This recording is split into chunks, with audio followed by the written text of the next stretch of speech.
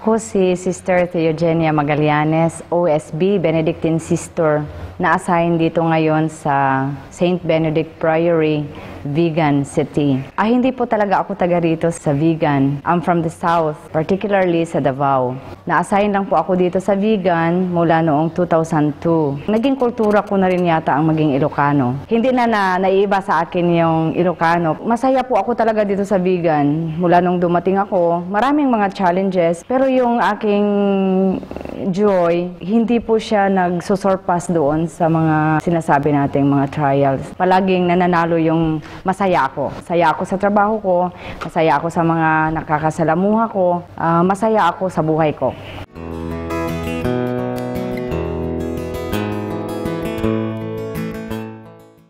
Kung maalaala ko lang po, hindi lang po siguro madali yung sabihin natin nagmadre ako, hindi lang po siguro talagang madaling-madali siya kasi ang dami-dami po kayang hamon na nararaanan ko. Noong bata ako, alam niyo, hindi ko man iniisip din na maging madre. Wala talaga, wala siya sa isip ko. So sa elementary, normal talaga yung buhay ko noon, no? Yung bata ako, kasama ko yung mga magulang ko. Si papa ko ang aking parang best friend. Yeah. Siya yung aking pinakabarkada. Palagi kaming naglalaro. Since 4 years old ako, siya na yung kasama ko. Nandyan yung nanay ko, pero mas close ako sa aking ama. Lumaki ako sa kanya, kaya na-train ako sa gawain, lalong-lalo na sa pandalaking gawain. Yung trabahong pambahay, hindi ako masyadong expose.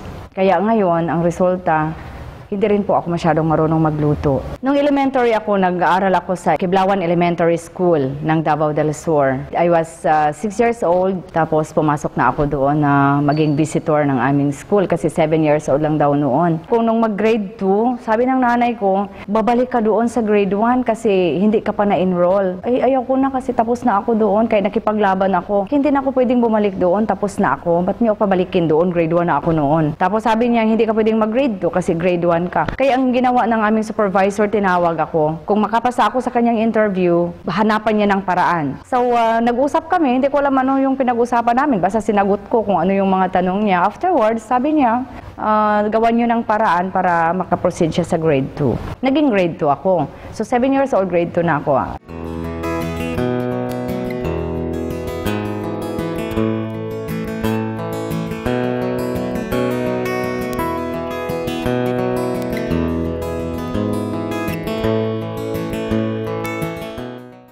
Ma-remember ko talaga noon na masyado akong mapaglaro. Ang isip ko, basta may laro, may pagkain, may laro, okay lang yon. Masaya na ang buhay. Ang nanay, ang palaging nagre-remind sa akin, hindi lahat laro, kailangang matuto ng trabaho, ganyan. Tapos nung nag-high school ako, ganun din. Ay sa awa ng Diyos naman, nakaka-honor din lang ako noon, honor student. Pero nung isang araw, alam mo, parang na-hurt ako kasi sinabi ng kapatid ko, dahil na-honor ako, nabibigyan ako ng special attention.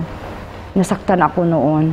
So nung nakita ko yun na parang maging balakid sa aming magkakapatid, sinunog ko yung ribbon ko. Sinunog ko talaga, tinapon ko sa apoy. Ayun lang ang ating pag-aawayan. Sabi ko, sige, sinunog ko. Wala na akong ribbon. Gumanyan ako. Kabataan namin, kung ma-recall nga namin ngayon, tatawa kami, ba't to sinunog yun? Nakakwadro, kinuha mo, sinunog mo. Hindi, kasi nakita ko nag-aaway. Sabi niyo palagi sa akin na dahil honor student ako na ang favored, mga ganun. Hindi naman totoo yun. So, at the end, sabi namin, walang kwenta talaga yun, walang kwenta talaga.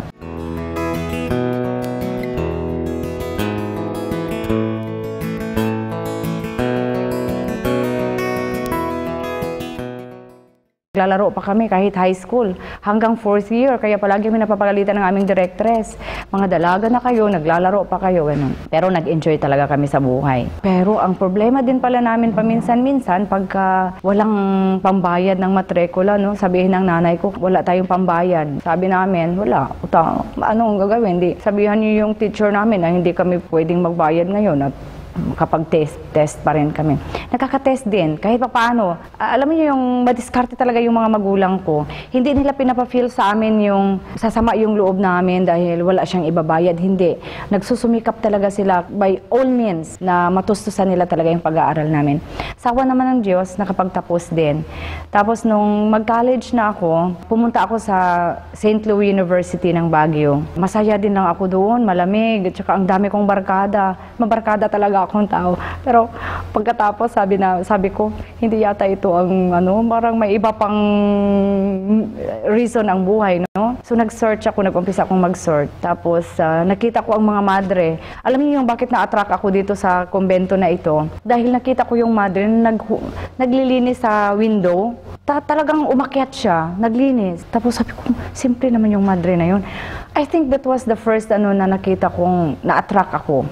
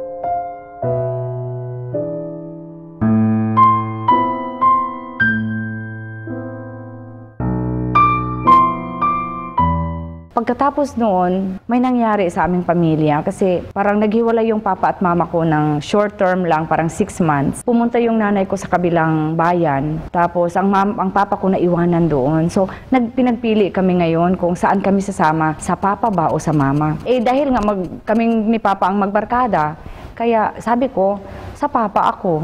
So, naiwanan ako with my father. Pagkatapos noon, bumisita kami sa kanila, doon saan sila nag-transfer ng nanay ko at saka yung mga kapatid. Nung pagbisita namin na yun, may nangyaring napakalubha, napakatrahedya sa aming pamilya kasi supposed to be manatili ako sa bahay na yon hanggang 3 days. Pero sumunod ang papa ko.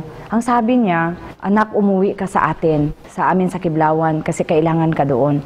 So that day, umuwi din kami. Kasabay ko na sa pag-uwi yung aking mga kapatid. That was Monday. Tuesday evening, may sumalakay sa aming bahay. 6 na tao na sumalakay. May naiwanan kaming kasamahan sa bahay doon na isang dalaga, 18 years old. Tapos nung pumasok doon yung mga tao, 6 na tao, sabi ng mga tao na yun na, saan ang mga anak mo? Kasi 3 kaming dalaga. Sabi ng tatay, wala sila dito, umuwi na.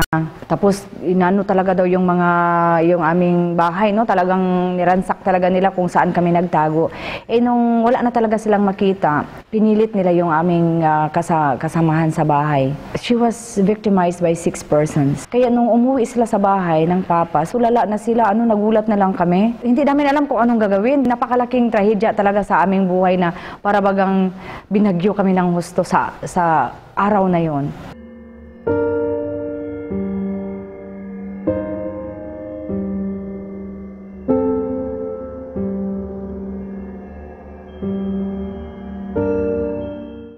Kaya nung makita ng pamilya namin na talagang nag-crisis na kami, tumating din yung mga friends at yung mga pare doon sa amin. Talagang they really supported us. Doon ako nag-umpisang nagtanong, bakit kaya ako na-spare? That was my first question. Bakit kaya ako na-save? Or else ako talaga ang nandoon. Hindi talaga yung babae, ako talaga. Kasi ako talaga yung nagpumilit na magstay talaga ako doon ng 3 days. Papasok pa yung Martes, Miyerkules pa ako uwi. Talagang nandoon ako. Pero bakit kaya ako na-spare? So that was the beginning of my search. Ano kayang gusto ng Panginoon sa buhay ko? Nagbago yata yung paningin ko noon Galing sa playing to a more serious thinking. Bakit kaya? Yung sa akin is, may message ang Panginoon sa akin. Dito nag-umpisa yung pagtatanong ko kung saan ako papunta.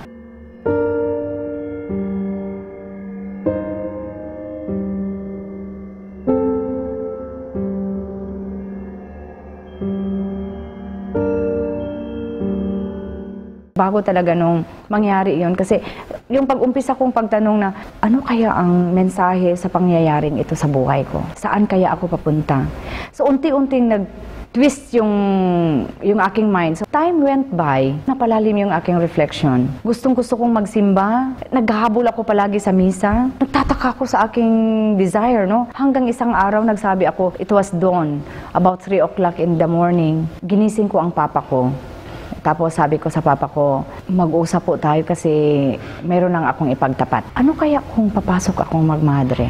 Ano kaya sa'yo? How would you respond to it? Tapos nagulat ang tatay. Sabi niya, paano ako kung papasok ka sa kumbento? Patanda na ako. Sinong mag-aalaga sa akin? Tumpak din yung sagot ko. Sabi ko pang, kung mag-aasawa ako, susunod din ako sa aking asawa. So, pwede ring mawala din lang talaga ako sa'yo. Siguro maganda na rin kung magmadre ako. Baka anytime, kailanganin mo ako, nandyan ako. Ay, hindi, kasi ipapadala ka nila sa malayo. Hindi na kita makita. But at the end, sabi niya, ikaw kung talagang maatim mong iwanan ako. Nag-decide pa rin ako. Tumatag pa rin yung aking desisyon. Sabi ko, subukan ko ang pagpasok sa kumbento.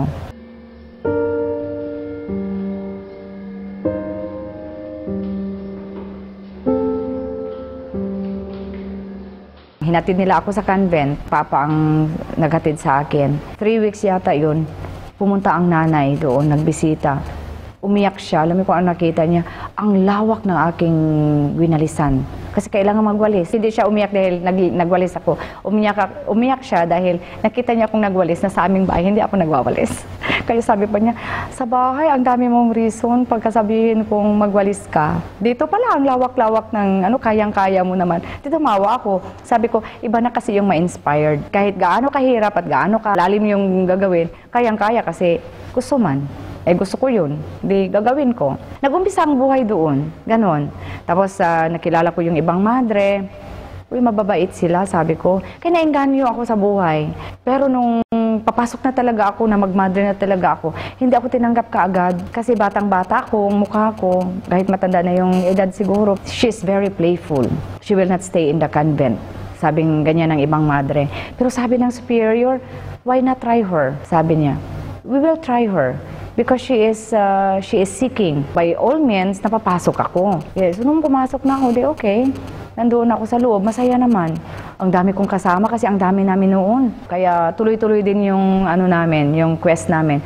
Aba, pagdating sa loob, ang dami palang, hindi lang pala pagwawalis. Alam niyo ang nangyari, may piggery, may poultry. Kaya kailangan kaming mapunta doon sa piggery, no? Kailangan maglinis kami. Gahakot doon sa mga itlog, araw-araw, ganyan. Sabi ko, kaya ko kaya to? Sabi naman ng konsensya ko, sabi mo, may bukasyon ka, kaya tuloy. So, na-assign ako actually sa piggery, 6 months. Tapos 6 months din sa poultry house. Tapos sa laundry house. Talagang in-expose kami lahat doon. Kung kaya ba talaga namin ang buhay. Mahirap, no? Ang hirap kaya. Pero masaya. Yun lang ang ko. Dahil sa loob ko, hindi mabigat. Masaya siya. Pag may nakita akong mga kasamahan namin, nag-uusap kami, normal na normal. Nag-uusap about problems. Kaya nung tinanong ako kung tuloy ba, sabi ko, tutuloy ako.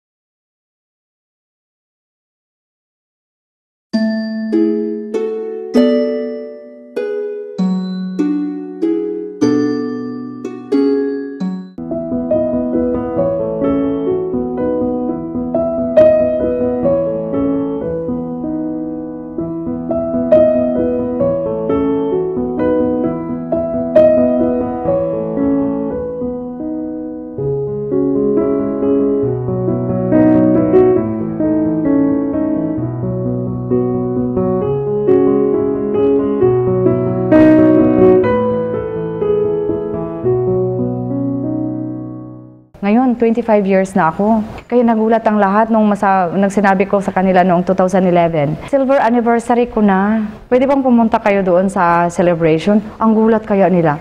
Nakarating ka ng silver anniversary, 25 years sa convent. Paano nangyari yun?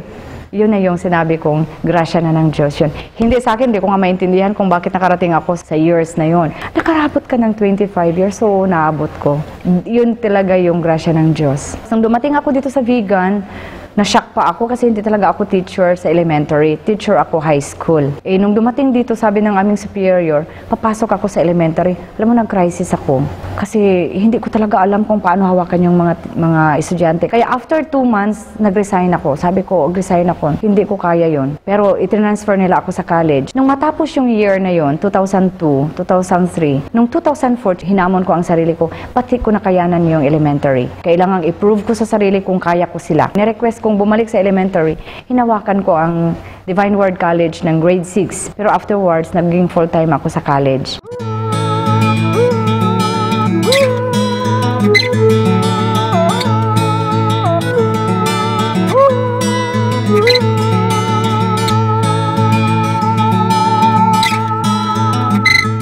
Ngayon, na-assign na naman ako dito sa St. Benedict Institute, yung aming school na. Tapos dito na rin ako nag-stay kasi yung aking specialization, catechetics talaga, natapos ko siya sa Rome. Nag-major ako ng missionary catechesis at pedagogy of religious education. Natapos ko rin yung masteral ko sa Ateneo de Davao University. Tapos dito na ako sa Vigan, tinapos ko yung doctoral degree dito po sa University of Northern Philippines. Masyadong mahaba yung journey, pero kung lilingon ako, hindi ako maniwala ang ako yun, ako lahat yun. Alam kong ang grasya ng Diyos ay nandoon. Ang trabaho kong ito ay hindi sa akin. Mission ng Panginoong Hesukristo na naging part lang ako.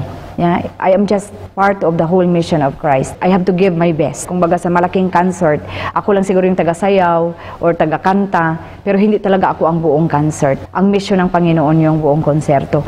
Parte lang ako doon. Papasalamat po talaga ako sa calling na ito, yung aking buhay na pagiging madre. Minsan po hindi po talaga ako nagsisi na naging madre ako. Dahil unang-una yung feel ko yung outpouring grace ng ating Panginoon na talagang walang pera, okay lang. Pobre, okay sa akin, walang problema, no? Sa akin, for as long as I can give service to the community, well and good.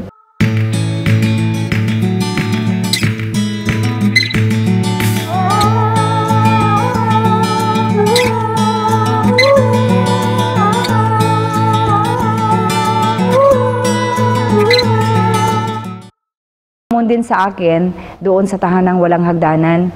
Kasi nung inassign ako doon, hindi ko rin po talaga alam ano yung tahanang walang hagdanan, paano gagawin ko doon. Galing sa very active life, tapos papunta ako doon sa tahanang walang hagdanan na parang sa akin nakaupo sila. Ano gagawin ko? Ako very active ako talaga. Paano ako maglaro? Paano ako magturo? Ganon. Pero nung dumating ako sa tahanan, nakita ko, ay, ang laki pala ng misyon. At ang saya pala doon. Yung kasabay mo yung mga persons with disability, nakaupo sila, naglalakad ka. Ma-feel ko yung tunay na kahulugan sa aking mga paa. Dahil kasama ko yung mga walang paa. Kaya yung sinabi ko na noon, araw-araw, paggising ko sa umaga, ang sinasabi ko, salamat po, Diyos ko, na meron akong paa. Nakakalakad ako. Yeah? Dahil nga doon sa sitwasyon ng aking mga kasamahang handicap na wala talaga silang paa. Pero ang pinakasikreto sa kanila, ba't naman ako masaya doon? Dahil masayang-masaya yung mga kasamahan ko. They are just happy. May kapansanan sila pero maligaya sila. At na-treasure ko talaga yung trabaho. Kaya sa akin, sabi ko, nahahamon ako palagi, no? Ito ngang mga to, ako pa kaya na kompleto? Kaya mas pinagaling ko yung aking pagbibigay sa aking sarili sa iba. In terms of service, sa aking pagtuturo, talagang may conviction ako doon, I will give my best. And it is only the best that I can give. Kasi bigay itong lahat sa akin. So, ibibigay ko rin ito sa iba. Isa lang talaga yung goal ko. Dahil nga sa hamon ng pagmamadre ko, naintindihan ko na yung relasyon ko dito sa mundong ibabaw, mag-i-end siya sa Diyos. Kaya yung buong goal ko talaga is, at the end of my life, I will be going back to my Father. Paano yun ma-attain ko yun? Pamamagitan ng magiging faithful ako sa aking buhay. Kung ano man yung trabahong ibibigay sa akin, ano man yung hamon na ibibigay sa akin, nahaharapin ko siya with full faith na ang Diyos ang nagbigay nito sa akin. At the end ng aking buhay, babalik at babalik ako sa Kanya.